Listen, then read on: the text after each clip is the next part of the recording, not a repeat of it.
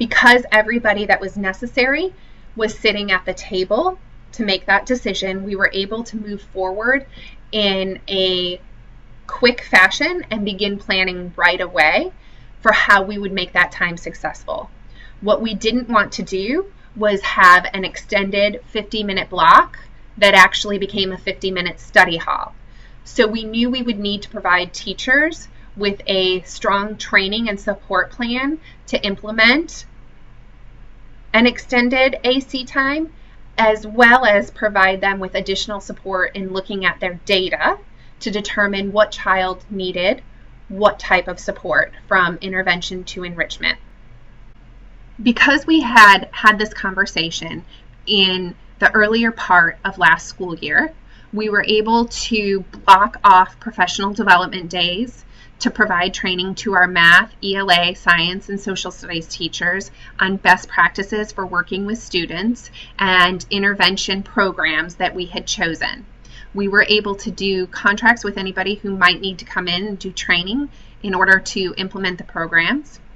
And we were able to begin working on understanding student data so that we could appropriately provide supports to students from intervention to enrichment. This extended block of time allows for our students to have PE and band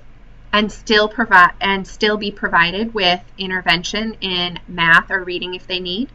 It allows for them to do PE and receive intervention in both reading and math if they need it. There are times still where we have to have difficult conversations with parents about student skills and their needs and what their schedule needs to look like for them to be successful.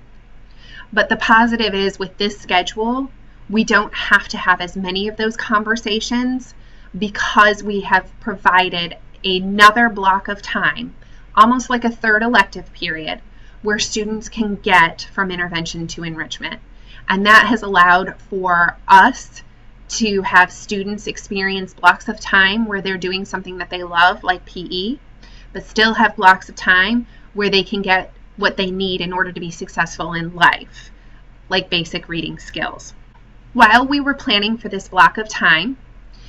the principals and our C&I staff had regular meetings planning for it, and we also communicated regularly with our teachers to ensure that they didn't feel like they were walking in at the beginning of the year and unaware of the changes that were occurring.